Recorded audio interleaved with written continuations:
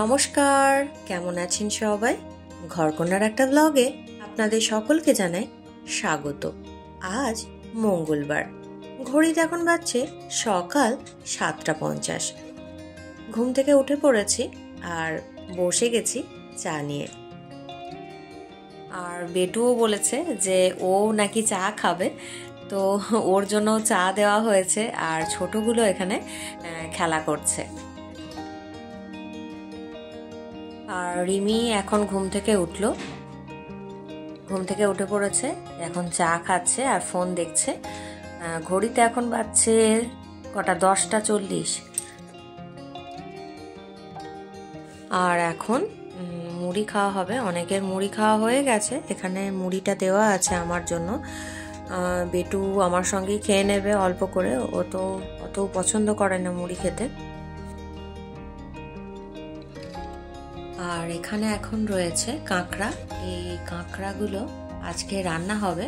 গতকাল আনা হয়েছে কাঁকড়া অনেক রকম মাছ ছিল, সেগুলো রান্না হয়েছে। কাঁকড়াটা রান্না হয়নি গতকাল, সেই জন্য আজকে কাঁকড়াটা রান্না হবে। বার করা হয়েছে, এই বালতিটার মধ্যে রয়েছে কাঁকড়াগুলো। তো কাঁকড়ার দাঁড়াগুলো তো খুব কামড়ে দেয়, সবাইকে ভয় পায় সবাই, অনেকেই।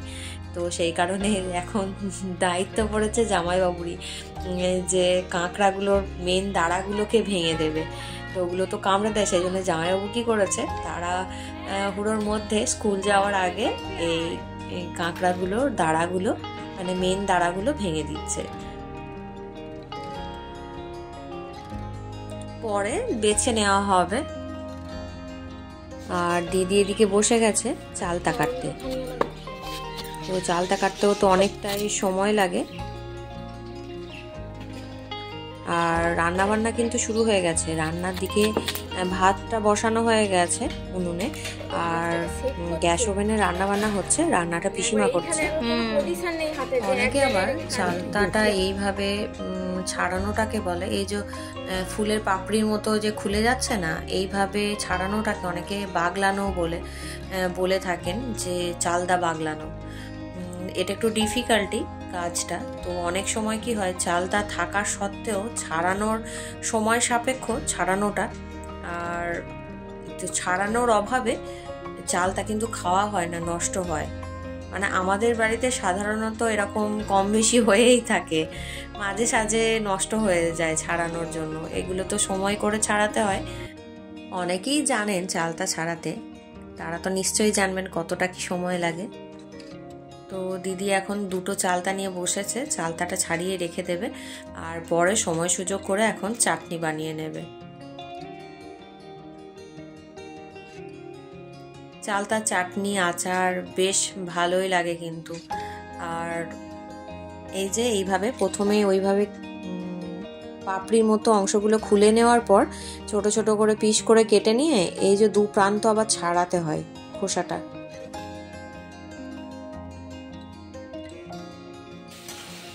এখন চলে এলাম রান্নাঘরে। কাঁকড়াগুলো ছাড়ানো হয়ে গেছে, এখন কাঁকড়াটা ভাজা হচ্ছে। প্রথমে তো ভেজে নিতে হয় কাঁকড়াটা ভালো করে, সর্ষের তেল দিয়ে নুন হলুদ দিয়ে ভেজে নেওয়া হচ্ছে কাঁকড়াটা। ভেজে নেওয়ার পর তুলে রেখে দিয়েছেন একটা পাত্রে। তারপরে সর্ষের তেলেই রান্নাটা হবে। সর্ষের তেল, শুকনো লঙ্কা, গোটা জিরে, তেজপাতা ফোড়ন দিয়ে পেঁয়াজগুলো দেওয়া হয়েছে। পেঁয়াজটা একটু নরম হয়ে গেলে এর মধ্যে দেওয়া হবে রসুন, তারপরে আদা বাটা, জিরে বাটা, ধনে বাটা, আর একটু দেওয়া হবে সর্ষে বাটা। আর মশলাটার পরিমাণ একটু বেশি হয়, আর সঙ্গে দেওয়া হবে টমেটো, ওটা মিক্স করে যাচ্ছিলাম। তো এই সমস্ত মশলাগুলো দেওয়া হবে। পেঁয়াজটা একটু বেশি দিতে হবে, তার কারণ এটা খেতে ততটাই কিন্তু স্বাদ ভালো হয় যদি পেঁয়াজ দেওয়া হয় বেশি করে। আর অনেকে এটা আলু দিয়ে করেন, এটা আমাদের আলু দিয়ে রান্না খুব একটা সবাই পছন্দ করেন না, এইভাবেই করা হবে। আর এটা বেশ চড়া স্বাদের, চড়া মানে নুন ঝাল ঝাল, বেশ এটা হলে ভালো লাগে। রান্না হয়ে গেছে অলমোস্ট। এখন ধনেপাতাটা দিয়ে দেওয়া হচ্ছে। অনেকেই হয়তো কাঁকড়া রান্না করতে জানেন, তবুও আজকে আমাদের বাড়িতে মানে দিদির বাড়িতে রান্না হচ্ছে, তো সেই কারণে আমি এটা শেয়ার করলাম। আর এটা আমার একটা পছন্দের পদ, মানে খুবই পছন্দের এটা আমার। আর আমার পরিবারের সকলেও কিন্তু বেশ পছন্দ করে থাকেন এটা। এবার এর মধ্যে অল্প একটু জল দিয়ে একটু ঢাকা দিয়ে রেখে দিতে হবে। এইভাবে কষিয়ে কষিয়ে রান্না করলে কাঁকড়াটাতে কিন্তু খুব সুন্দর খেতে হয়, স্বাদ হয় দারুণ। এই যে দেখুন কালারটা কতটা সুন্দর এসেছে। কাঁকড়াটা নাবিয়ে রাখা হয়েছে, কালারটা দেখেই নিশ্চয়ই আইডিয়া করতে পারছেন। আর এখানে রয়েছে গতকালের রান্না করা চিকেনটা, এটা এখন ফুটিয়ে নেওয়া হচ্ছে, আজকে দুপুরে পরিবেশন করা হবে। আর স্নান হয়ে গেছে তো কিছুক্ষণ আগেই। আর রোদ্দুরের মধ্যে চুল শুকাতে বসেছে দিদি, আর ছোটটা তো খেলা করছে। আর এখানে রয়েছে পাখিদের কলকাকলি, সেগুলোই দেখছি। পাখিটা খাবার খাচ্ছিল, আমাকে দেখে একটু ভয় পেয়ে গেছে মনে হচ্ছে।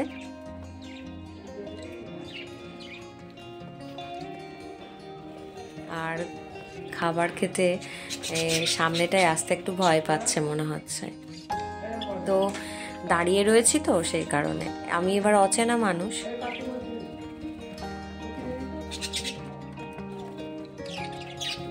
পাখিটার কি সুন্দর দেখুন, ঝোঁটন রয়েছে, দেখতে কিন্তু বেশ ভালো লাগছে।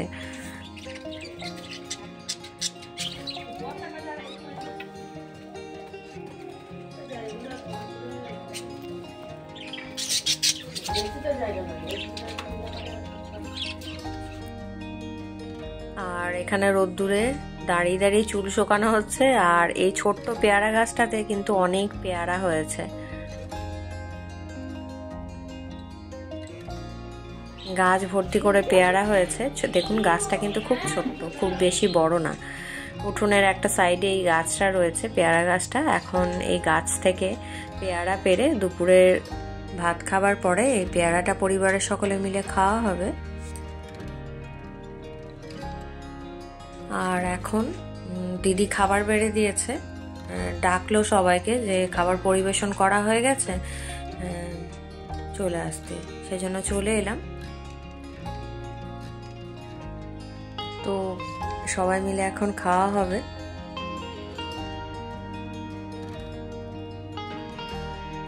দুপুরের খাওয়া দাওয়া হয়ে যাওয়ার পর এখন একেবারে চলে এসেছি সন্ধ্যের সময়। আজকে সন্ধ্যের সময় মশলা মুড়ি করা হবে, সেজন্য একটা বড় পাত্রে বেশ কিছু মুড়ি নিয়ে নেওয়া হয়েছে। আর এখানে পেতে ঢাকা দিয়ে রাখা আছে, এগুলো রেডি করে রাখা আছে। এখানে আছে কাঁচা লঙ্কা, নারকেল, আদা, আর রয়েছে গাজর, আর ছোলা আর মটর ভেজানো ছিল। এগুলো এখন মুড়িটার মধ্যে দেওয়া হয়েছে। একে একে সমস্ত উপকরণগুলো এর মধ্যে দিয়ে দেওয়া হচ্ছে।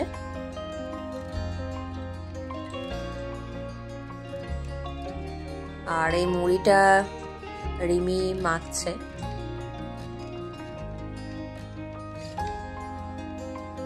আর দেওয়া হচ্ছে মটরশুঁটি।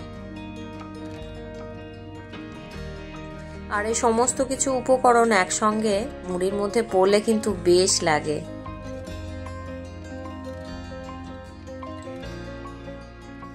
আর এর মধ্যে এখন দিয়ে দেওয়া হচ্ছে বাড়িতে তৈরি করা আম তেল।